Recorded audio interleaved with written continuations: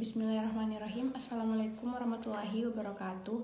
Perkenalkan, nama saya Andi Seri Rita Resmi dari Ekonomi Syariah 6. Di sini saya akan menjelaskan materi tentang inflasi dan deflasi. Yang pertama ada inflasi.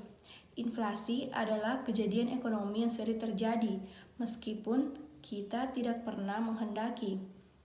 Milton Friedman mengatakan inflasi bisa terjadi di mana saja dan selalu merupakan fenomena moneter.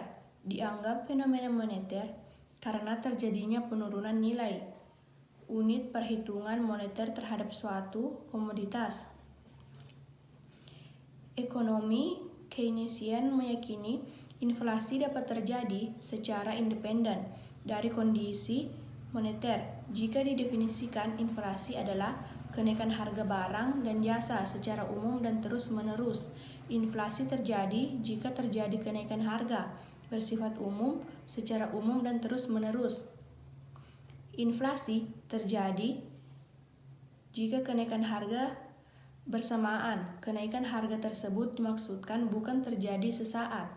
Kenaikan harga pada kondisi tertentu tidak menjadi permasalahan karena harga akan kembali normal, maka apabila terjadi kenaikan harga hanya bersifat sementara, tidak bisa dikatakan inflasi. Inflasi juga berkaitan dengan kenaikan harga secara umum. Artinya, kenaikan harga tidak hanya terjadi pada satu jenis barang maupun jasa tertentu, tetapi kenaikan harga itu meliputi kelompok barang yang dikonsumsi oleh masyarakat.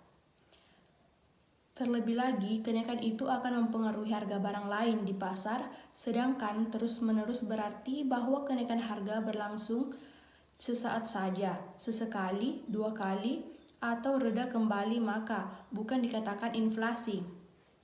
Kenaikan harga yang berlangsung secara terus-menerus akan mengakibatkan lebih banyak uang untuk sejumlah barang dan jasa yang sama, mengakibatkan makin berkurangnya nilai uang, sehingga menguras daya beli sebuah unit mata uang. Kondisi ini mengakibatkan memburuknya kondisi ekonomi secara menyeluruh atau serta mampu mengguncang tekanan politik suatu negara. Baik, adapun penyebab inflasi. Yang pertama, ada inflasi akibat tarikan permintaan. Adalah inflasi yang terjadi karena barang yang diminta aggregate demand atau AD melebihi jumlah barang yang ditawarkan dalam perekonomian. Aggregate supply atau AS, dengan kata lain, permintaan masyarakat barang dan jasa tertentu selalu mengalami peningkatan, sementara di sisi lain kapasitas produksi tetap atau tidak dapat ditingkatkan. Dan yang kedua, inflasi desakan biaya atau inflasi dari sisi penawaran. Adalah inflasi yang terjadi sebagai akibat dari adanya kenaikan biaya yang pesat dibandingkan produktivitas dan efisiensi perusahaan, sehingga perusahaan mengurangi suplai barang dan jasa. Yang ketiga, inflasi karena sebab-sebab alamiah. Manusia tidak punya kuasa untuk mencegahnya. Inflasi ini adalah inflasi yang diakibatkan oleh penurunan agregatif atau naiknya permintaan agregatif. Adapun yang keempat atau yang terakhir, human error, inflasi yang terjadi akibat kesalahan manusia. Corruption and bad administration atau korupsi dan buruknya administrasi.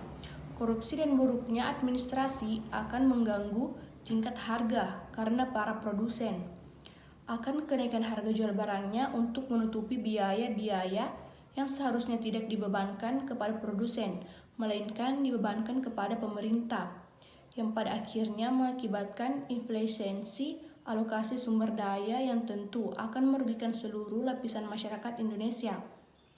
Excessive tax, pajak yang tinggi, regulasi kenaikan pajak yang pemerintah tetapkan akan menimbulkan biaya-biaya produksi yang tinggi yang berimplikasi pada kenaikan harga barang produksi. Baik, itulah tadi materi tentang inflasi.